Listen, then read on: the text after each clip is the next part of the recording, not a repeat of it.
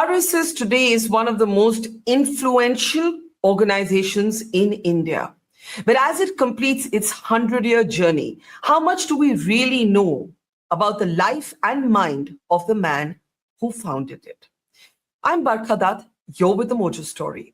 On the program today, we'll be speaking to the author of a fascinating new biography on the man who founded the RSS. Hedgewar is a name that we often hear in political debate. But what do we really know about him? Not just about his early years, but about how he actually thought. A new book, a new biography argues that the RSS has been caricatured by both its critics and its blind supporters, and offers a complex, if provocative, portrait of KB Hedgewar, the man behind the birth of the RSS. I want to welcome to the program now the author of this new biography, Sachin Nandha, is with us. Sachin, welcome to the program and congratulations on your book. It's a fascinating portrait. I think it's provocative in many parts. It offers new nuggets, at least to those who haven't dived deep into the subject. So congratulations. What made you write this book? I think, as you say in the introduction to the book, the RSS has been a caricature, both for its critics, but also for those who have adored it, supported it blindly, who don't want any complex argument or debate around it. And one of the most fascinating lines in your book, if I may just bring it up, was that Hedgewar, the militant Hindu, was penetratingly critical of Hindu society. And here you liken him to Karl Marx, and you say that actually Marx understood capitalism with an expertise that many capitalists have not displayed.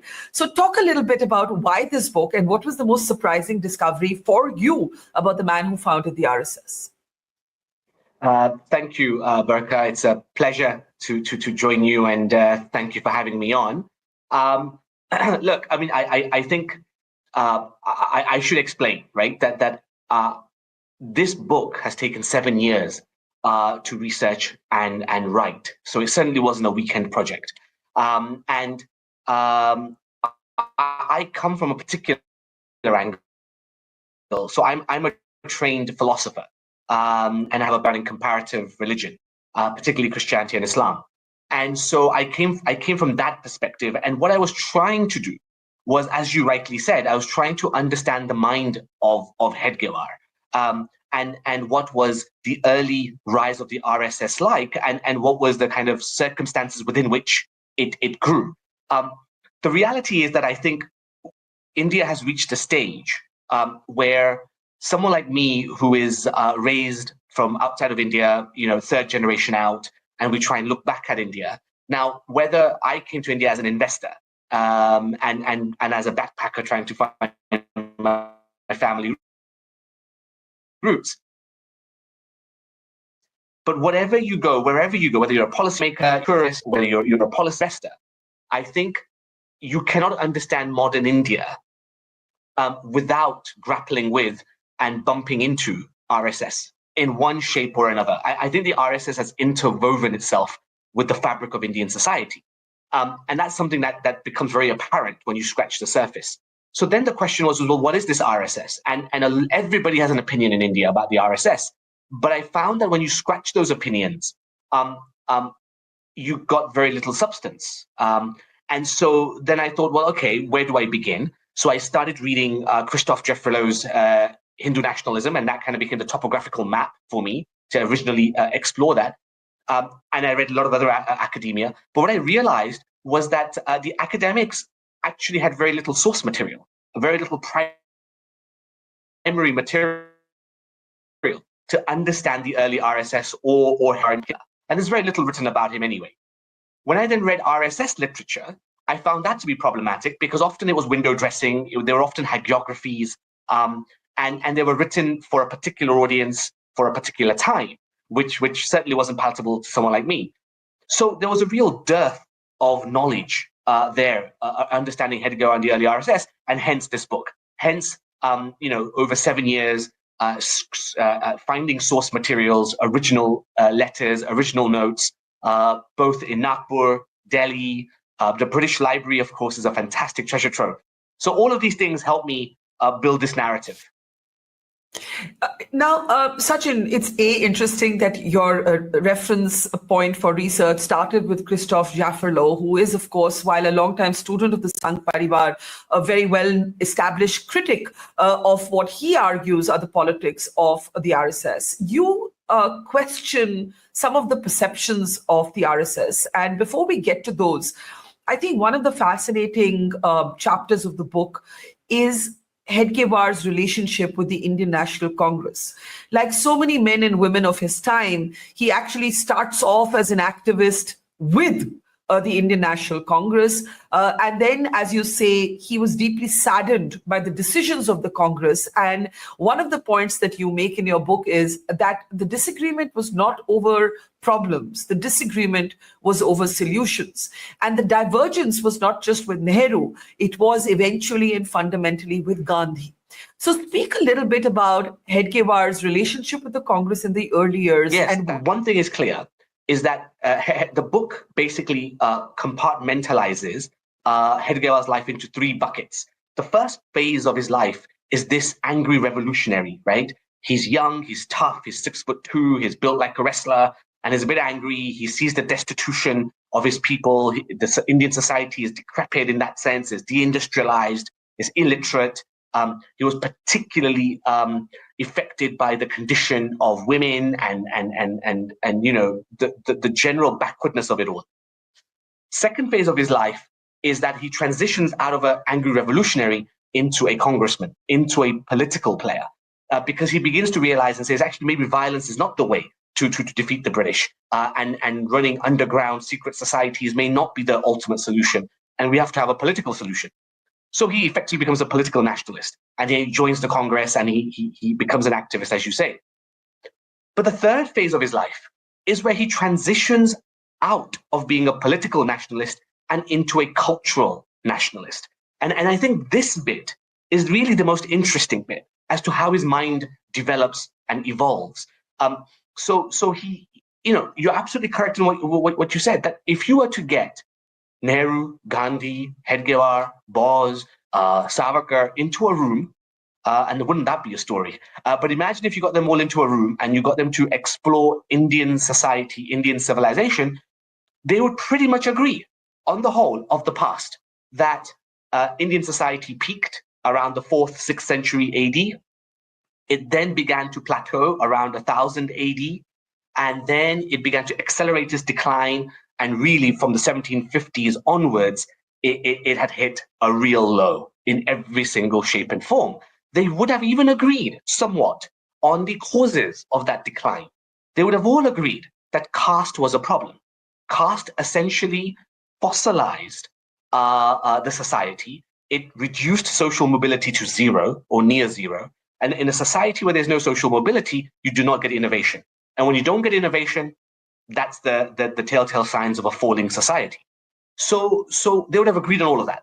Where they become divergent, and the divergence is, by the way, a matter of degrees.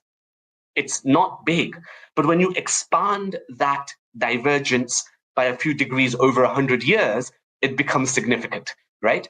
So what were some of those divergent points? So Bose, Savarkar, Gandhi, all these people, Nehru, they were all political nationalists. What do I mean by that? And I think we have to have linguistic hygiene when we begin to have this discourse, which I found that modern Indian contemporary discussions and discourse on this stuff doesn't have the linguistic hygiene, and therefore we get confused around terminology.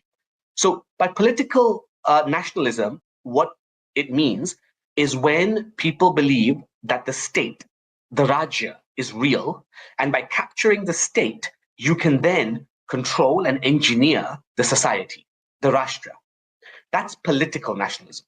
All of these people, all of these contemporaries of Hedgewar were political nationalists. Hedgewar transitioned out of political nationalism into cultural nationalism, which basically says that the state is imaginary. The Rajya is imaginary, it's secondary. What really exists is the Rashtra.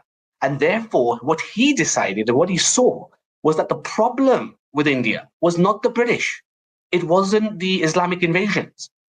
They were all symptoms of the problem. The problem he came to was the Hindu society. The Hindu society was problematic because of caste, class, and creed, right? And so social capital, what Robert Putnam calls social capital, had come to a zero. And so Indian society was fragmented, and therefore poor and destitute and oppressed and suffered tyranny. So he set out a cultural nationalist project, which was how do you build mechanisms, nodes, where people can come together who could, by activity, transcend their caste, class, and creed. And he called that the shaka. The shakas are these nodes in society which build social capital, right? Which effectively, and what is social capital? Social capital is where basically human beings, you and I, we come to do activities together that we otherwise would not do. And by being together in the same space, doing the same kind of activities, we begin to build trust. We begin to build relationships and friendships. That is the bedrock of civic life, civic society. So Hedgewar felt that it's that civic life that builds the Rajya, the state. The others felt the opposite. And that divergence means that Hedgewar leaves in 1925, really focuses on cultural nationalism and the RSS, and he really withdraws gradually away from the Congress. Yeah. So talking about those divergences, one of the most polarizing divergences, as you write in the book, was over the flag, right? And to this date, the RSS is often taunted by its political opponents over the flag. And you say something very, very interesting in your book about the Bhagwa Dhwaj, the argument. The Nehru wanted, everybody to embrace the Tiranga. This is pre-independence, and Hedgewar believed in the saffron flag. And you say that till Narendra Modi actually becomes Prime Minister, comes into government, and you use an interesting phrase. You say, till their man, their creation, Narendra Modi is actually at the helm of government. The RSS used to salute the Bhagwa Dhwaj. Now, I want you to talk about this because the Congress and the RSS critics have always used this to say that, look, Hedgewar did not even believe in our tricolor. And this has changed, as you write, with Modi, who I just had to pick out this phrase, their man, their creation, that leapt out at me, came into government. The RSS used to hoist the saffron flag. And this has been a very, very big controversy even till today. Okay. Well, I mean, you picked up a strand which we can then really unravel and unpick, if you like. I must confess my ignorance of modern Indian political discourse. I live 5,000 miles away, and I really don't understand the nuances of modern day conversation. So I'll leave that to one side. However, let's talk about what the book says and the history. I can certainly talk about that. So the Congress in the 30s produced a commission. You see, by the mid-30s, Barkha, what a lot of our modern discourse doesn't appreciate is that most elite Indians in the Congress, whichever spectrum you were in, knew that the British were in retreat. The British state was retreating. It was no longer capable or able to build and own an empire. So the question that actually the elites were asking was that it's not a matter of if the British will leave, but when the British will leave. And this is back in the mid-30s. So essentially what the INC did was that when they discovered that actually the British were on the retreat and it was a matter of time when India would be independent, what kind of flag should India have, an independent India have? Perfectly sensible thing to do, to create a committee and go and ask the public. So they went and did focus groups, they went and did interviews, they polled, and it was led by 6 people in this committee. One of them was Nehru. The other was a Muslim gentleman called Afzal Khan. They were all part of the committee. At the end of 2 years, this committee submits a report to the Congress and basically says that what the report has found, reluctantly, is that the people want a flag that represents their culture or civilization, what you want to call it, and it has to be kesari with a chakra somewhere in the corner, right? A Ashoka's chakra in the corner. That report was signed off by Nehru. It was signed off by Afzal Khan and all the other 6 people of the committee. It went to Gandhi, and Gandhi vetoed it. He just sidelined the committee and said, "I will not allow this. It has to be a Triranga," I think is how they say it, right? So the tricolors. And that report caused internal ruckus across the Congress, and of course it upset the Hindu Mahasabha corner of the Congress. It of course also upset a whole bunch of other people, but Gandhi's veto was final. And so when Nehru asks everybody, and when he claims that now the Congress is going to ask for Purna Swaraj, complete independence, because the British backtracked on their dominion status, he basically puts up the tricolors.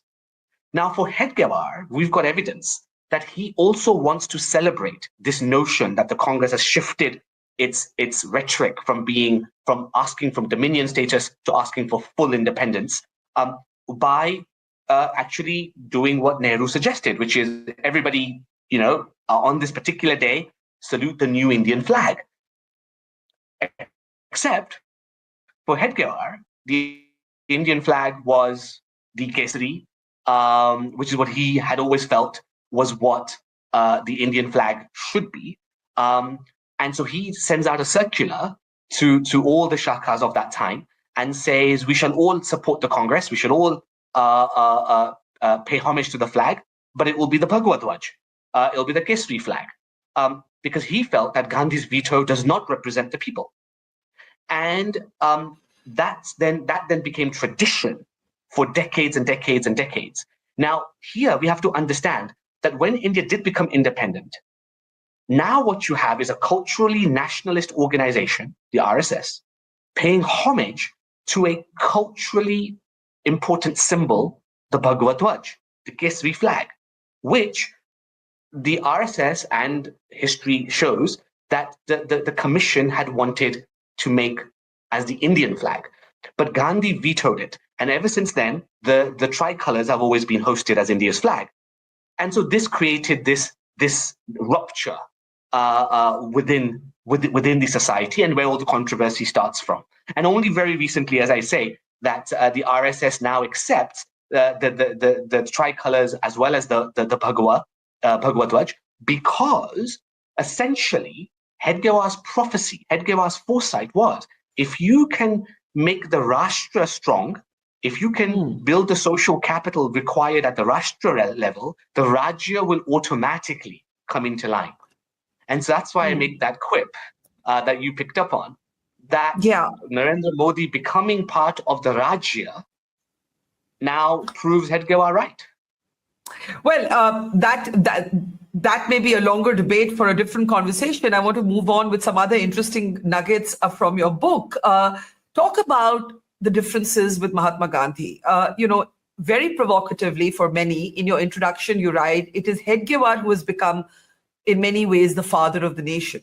Now, that is obviously a personal view, but the father of the nation for generations of Indians has been Gandhi. And you speak to, in your book, it almost comes across as if Hedgewar's essential difference was more with Gandhi than with Nehru. And this is so interesting because Nehru, today when we talk about pluralistic India, we talk about secularism, a lot of people believe that Nehru had it wrong. He did not understand that in India, it's very difficult to separate culture from religion. Gandhi had it right. Gandhi was not westernized. Gandhi was rooted, but Gandhi believed in the celebration of each other's religions. Now, you say that Hedgewar and Gandhi fundamentally, in a sense, differed. What did your research find out on their essential points of difference? It's a great question. So, firstly, Gandhi and Hedgewar only met once. They only met once. This is into the early 30s, and they met for 1 hour. So they had a conversation for 1 hour, and I document that in the book at some length. But I think the main difference is it's essentially this. Gandhi was a political nationalist in the sense that he felt like everybody else at that time, you have to capture the state, you have to build the state, and then from the state, we will build a society, a magnanimous country, right? Whatever that magnanimity looked like, that's up to them. Hedgewar felt, no, you have to start from the society, the grassroots.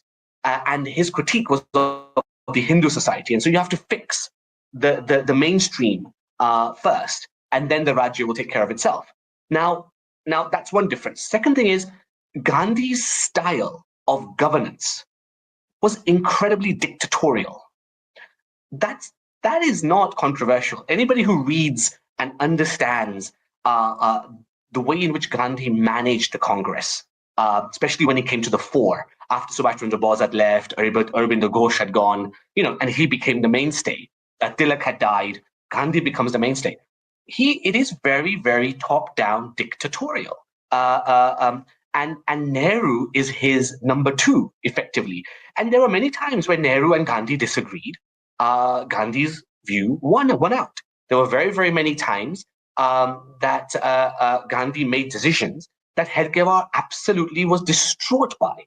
For example, the Mapila riots, euphemism riots, it was a bit of a massacre when you read the reports.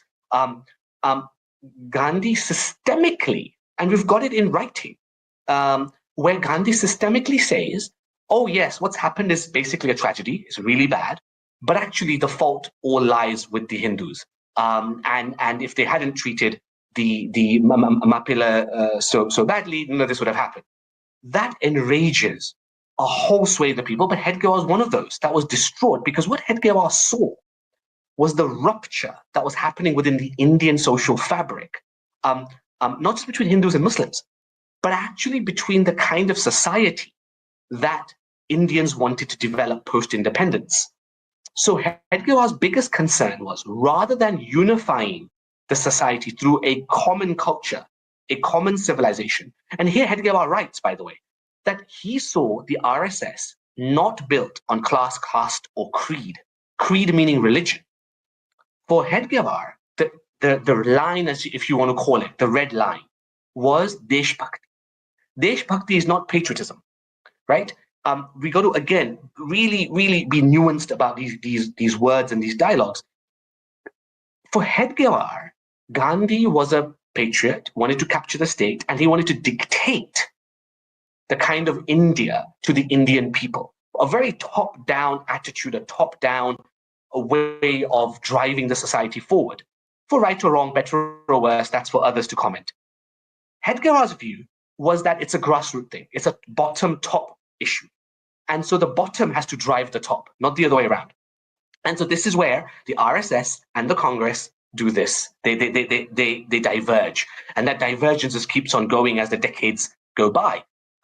So these fundamental differences, but having said that, let me say one thing. Hedgewar, Gandhi, etc., both had respect for each other. They disagreed fundamentally, but Gandhi visited the RSS twice.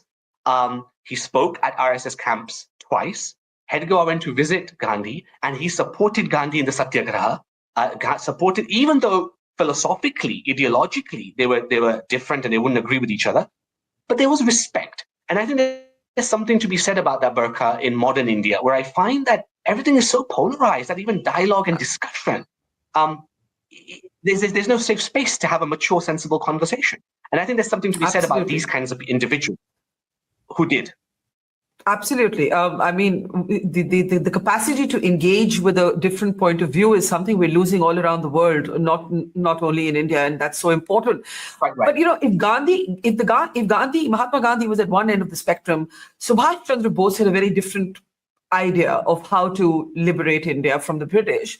But Hedgewar and Bose also had fundamental differences. What were they? Yes, quite right.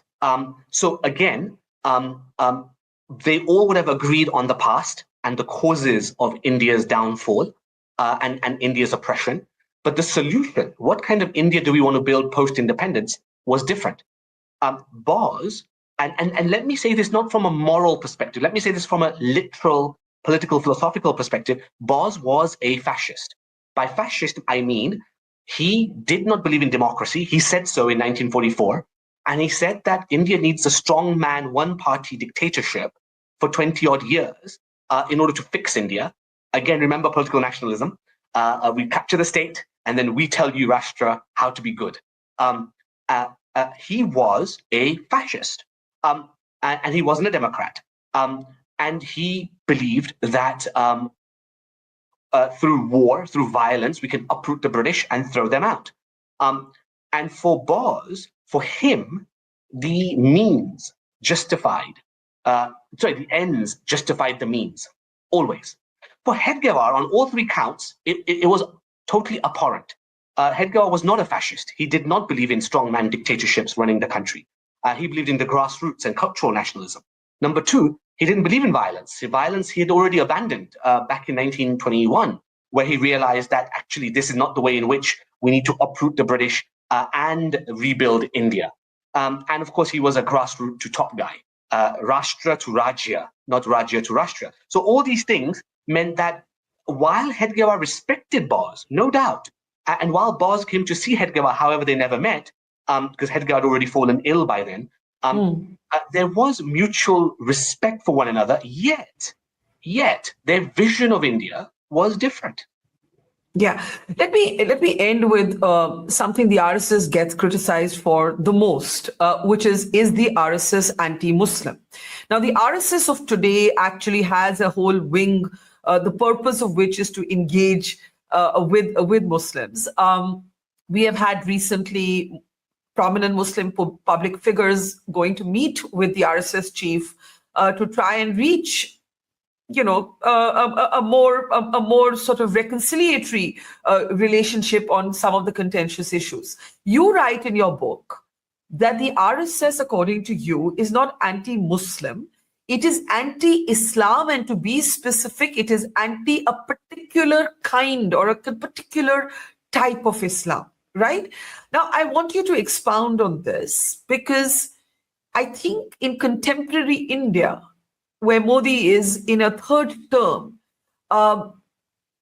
almost everything else may be up for debate, but India's diversity, India's essential sort of characteristic as a diverse nation of many religions, regions, identities, is something to celebrate. And the RSS keeps getting criticized for being anti-Muslim. How do you react to that? Yeah, I mean, again, I won't comment on modern times. I'm just not an expert on anything that's happening in current discourse. However, I think, fairly confidently explain and talk about Hedgewarian thought when it comes to the other, inverted commas, right? Hedgewar was, as I mentioned, was his line in the sand was Deshbhakti. It was not caste. In fact, Hedgewar is known to have said and written, caste must be removed lock, stock, and barrel. His words, not mine. So there's absolute clarity on that. Class. Hedgewar had an abhorrence for class. He if you look at the RSS, it's an incredibly egalitarian movement in Hedgewarian times, right? Those first early 15, 16 years. Very, very, and even Gandhi comments on this, right? That the egalitarian you see within the RSS structures is, it's unique at that time. The third thing is creed, religion. Now here it gets very messy. Let me say that Hedgewar, as far as I can see, as far as I found, did not have much to say about Muslims. Just didn't have much to say. In fact, one of his biggest influences while he was at university was a Maulana called Liaquat Hussain, right? And Liaquat Hussain, I believe, imbibed a deep understanding of Islam and the ruptures within Islam post-World War I that were happening. And let me tell you something, that in the book, I draw this out at some length. If in World War I, the Caliphate had not been dissolved by the European powers, which caused a crisis of faith within Islam, right? We have to understand something that for 1400 years, Islam had a caliph, right? Somebody who was the protector of the righteous, protector of the believers, Darussalam, right? And for the first time, that seat had a been evaporated. It was just gone. It caused a crisis of faith across Islam. Now what happened was there were three broad buckets, and this is relevant for the RSS. Number one, there were those Muslims like Ataturk who said Islam was the problem. Islam is the problem, let's get rid of it. So they took on a modern Western secularist viewpoint and they got rid of Islam. And that was Ataturk. Second types were actually Islam is not the problem. Islam can enrich human life, but it is backdated. It is backwards. So we need to modernize and liberalize Islam, right? These were the philosophers and the kind of progressives within Islam. They manifest in Syria, in Iran, etc., etc. Then you had the other bucket, which was where basically Muslims felt that we are not pious enough. And so God is punishing the Islamic world by this humiliation after the First World War and the Ottoman Empire is dissolved. So we're not Muslim enough. And so what happens is you get this entire conservative, theocratic, bubbling to the surface of clerics who generally were sidelined. But after World War I, they become prominent. And they become prominent in the subcontinent, where they say that we have to go back to the Rashidun, the rightly guided ones, 7th century. We have to become more Muslim, pious Muslims. And those clerics, for whatever reason, become prominent within the subcontinent. Deobandi Islam, Berwari Islam, these forms of Islam come along and they sideline people like Maulana Likat Hussain and these guys who are modernists, who are trying to liberalize Islam. And so these radical orthodox voices of Islam become the dominant force within India. And what they say is that any kind of Deshbhakti is idolatrous. It's idolatrous. So now you have two lines in the sand. Both will not budge on it. And here we are today, right? And that's the reality that India has to grapple with, is the reality that everybody has to reflect on, that here you have, it's so from the RSS perspective, the Hedgewarian perspective, Muslims can join the RSS, Christians can join the RSS, Buddhists can join the RSS, Sikhs can join the RSS, atheists can join the RSS. Hedgewar could not care less how you pray, what you pray to, when you pray. But he did care about Deshbhakti, and that's the line. And so how I don't know, it's not my job to know. But this is certainly, I hope the book allows meaningful dialogue and discussion about these. Well, it's been a fascinating conversation, Sachin. I urge more people to read the book. It doesn't matter whether you identify as a supporter of the RSS, a critic of the RSS. I think there is no doubt that this is a valuable addition to the information and the material that we have available to understand the man who founded one of the most influential organizations of contemporary Indian times. Thank you so much, Sachin Nandha. It's been a pleasure. Sachin Nandha's book, Hedgewar, a biography of the man who founded the RSS, is now out and available for you to pick up your copy. So do pick it up. I'm sure you'll all have your own thoughts, and we look forward to engaging with all of you, irrespective of points of view, on this subject. Thanks, Sachin. Take care and see you soon. Barkha, thank you so much for having me. Bye for now. Thank you. Bye-bye. It's great to see you here. Thank you for watching our work. If you haven't subscribed yet, don't forget to click the bell icon and subscribe to Mojo Story and support independent, robust journalism.